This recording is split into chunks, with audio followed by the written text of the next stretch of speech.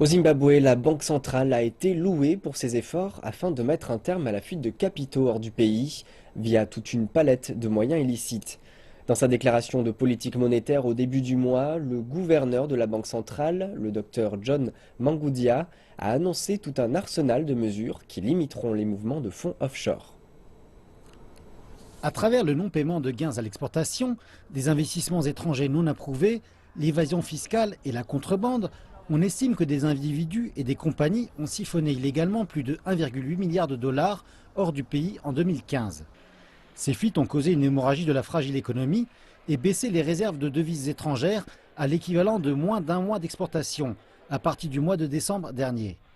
La Banque centrale a à présent institué des contrôles plus stricts. Une approbation est requise pour tous les retraits supérieurs à 10 000 dollars. Les paiements offshore des compagnies requerront une approbation et ne pourront dépasser 3% du revenu. Toutes les transactions douteuses devront être rapportées. Et les banques devront observer des règles plus strictes d'identification des clients.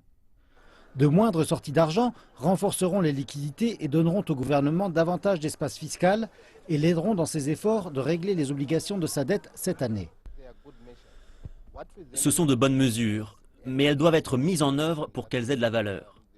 Parce que si nous n'avons pas de mécanisme sérieux de mise en œuvre, alors nous aurons des problèmes. Non seulement pour pénaliser les institutions financières, mais il doit aussi y avoir une mise en œuvre de la part des autres branches du gouvernement pour maîtriser les compagnies qui font cela. Mais d'autres observateurs disent que les contrôles d'échange pourraient aller à l'encontre de la formation du capital.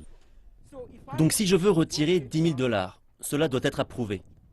Donc ce que je fais, c'est que je ne mets pas l'argent à la banque, parce que je ne veux pas que la banque de réserve se mêle de mes affaires. Les gens d'affaires sont inventifs, particulièrement lorsqu'il s'agit d'argent. Donc ils trouveront toujours des moyens de s'assurer de mettre leur argent à l'étranger. Cet analyste ajoute que la Banque centrale pourrait puiser dans la diaspora, estimée à environ 3 millions de personnes, afin d'introduire la permutation des actifs comme solution alternative. Une solution qui a été adoptée en Afrique du Sud est la permutation des actifs, où les gens qui veulent mettre de l'argent offshore obtiennent une autorisation fiscale. Vous vous assurez donc qu'ils paient leurs impôts, puis permutent leurs actifs avec des gens qui ont de l'argent à l'extérieur. Donc si quelqu'un veut apporter de l'argent dans le pays et que je veux sortir mon argent, nous nous associons et dès lors, l'argent reste dans le pays et nous limitons le flux. En dernière instance, les analystes d'ici disent que le Zimbabwe doit continuer sur sa voie pour améliorer le climat des investissements et le profil de risque du pays, ce qui encouragera les gens qui ont fait de l'argent à le garder ici et à en apporter plus.